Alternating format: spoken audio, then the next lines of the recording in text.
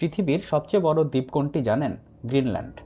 বরফে ঢাকা এই বিশাল দ্বীপটি এতদিন আমাদের কাছে ছিল প্রায় অচেনা, কিন্তু হঠাৎ করেই এক ব্যক্তি গ্রিনল্যান্ডকে এনে ফেলেছেন বিশ্ব রাজনীতির কেন্দ্রবিন্দুতে। তিনি হলেন মার্কিন প্রেসিডেন্ট ডোনাল্ড ট্রাম্প। 2019 সালে ট্রাম্প প্রথমবার বলেছিলেন তিনি গ্রিনল্যান্ড কিনতে চান। তখন বিশ্ব হেসে উড়িয়ে দিয়েছিল বিষয়টি। অনেকে ভেবেছিল এটা হয়তো ট্রাম্পের আরেকটা অদ্ভুত রসিকতা, কিন্তু সময় গড়ানোর সাথে সাথে বিষয়টি আর রসিকতা থাকেনি।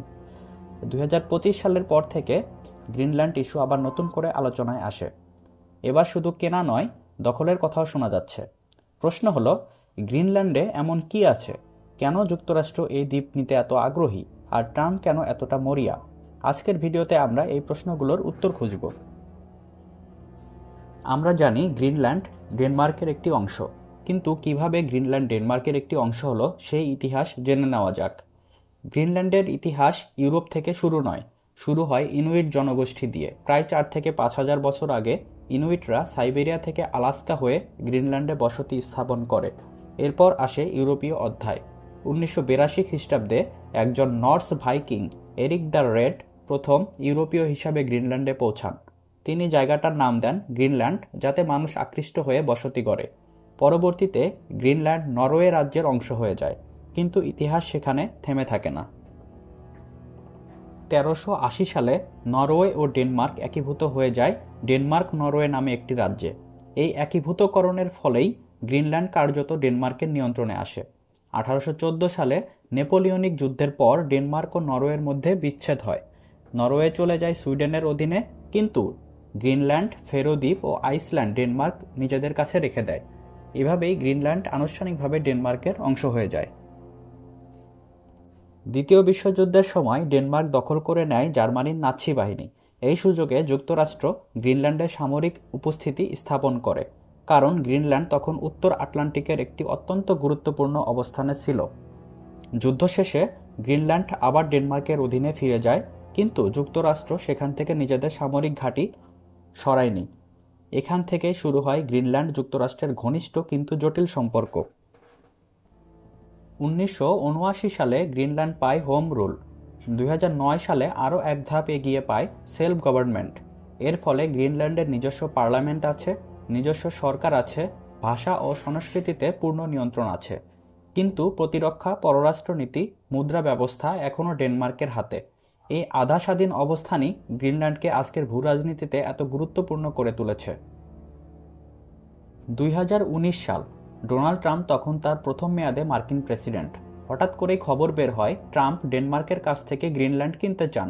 ডেনমার্কের প্রধানমন্ত্রী সরাসরি বলেন গ্রিনল্যান্ড বিক্রির জন্য নয়। এই প্রত্যাখ্যানের পর ট্রাম্প এতটাই বিরক্ত হন যে তিনি ডেনমার্ক সফর বাতিল করে দেন। তখন অনেকেই ভেবেছিল বিষয়টি এখানেই শেষ, কিন্তু বাস্তবতা হয়নি। পরবর্তীতে ট্রাম্প একাধিকবার বলেন গ্রিনল্যান্ড যুক্তরাষ্ট্রের জন্য কৌশলগতভাবে অত্যন্ত গুরুত্বপূর্ণ। আর দ্বিতীয় মেয়াদে ফিরে আসার পর এই আগ্রহ আরও দৃশ্যমান হয়ে ওঠে। এবার আর শুধু অর্থনৈতিক প্রস্তাব নয়, রাজনৈতিক ও সামরিক গুরুত্বের কথাও সামনে আসে। অনেকে ভাবেন গ্রিনল্যান্ড আর যুক্তরাষ্ট্রের মধ্যে সম্পর্ক নতুন। আসলে তা নয়। দ্বিতীয় বিশ্বযুদ্ধের সময় থেকেই যুক্তরাষ্ট্র গ্রিনল্যান্ডের সামরিক উপস্থিতি বজায় রেখে আসছে। আজও সেখানে রয়েছে থুলে এয়ারবেস, যা যুক্তরাষ্ট্রের অন্যতম গুরুত্বপূর্ণ সামরিক ঘাঁটি।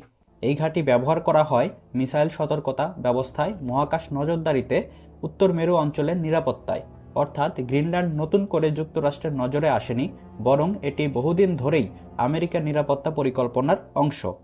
এখন প্রশ্ন আসে, গ্রিনল্যান্ড কেন হঠাৎ এত গুরুত্বপূর্ণ হয়ে উঠল? এর উত্তর লুকিয়ে আছে আর্কটিক অঞ্চলে। বরফ গলছে, নতুন সমুদ্র পথ তৈরি হচ্ছে, নতুন প্রাকৃতিক সম্পদ উন্মুক্ত হচ্ছে। এই সুযোগে রাশিয়া আর্কটিকে সামরিক ঘাঁটি বাড়াচ্ছে। চীন নিজেকে ঘোষণা করেছে নিয়ার আর্কটিক স্টেট হিসাবে।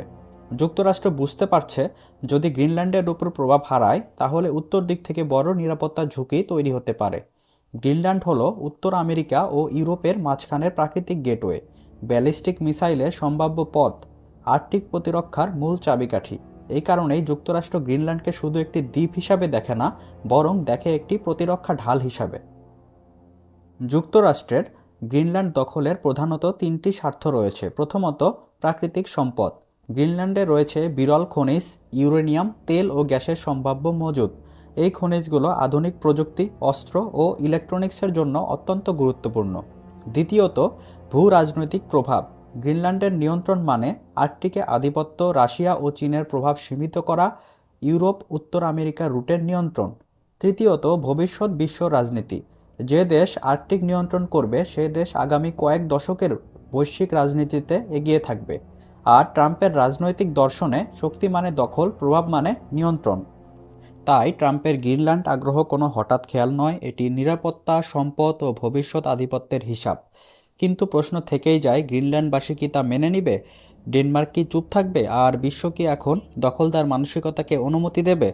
এই প্রশ্নগুলোর উত্তরই ঠিক করবে গ্রিনল্যান্ড শুধু বরফে ঢাকা দ্বীপ থাকবে নাকি হয়ে উঠবে ভবিষ্যৎ বিশ্ব রাজনীতির যুদ্ধক্ষেত্র। To get new videos, please subscribe to the channel. Thank you.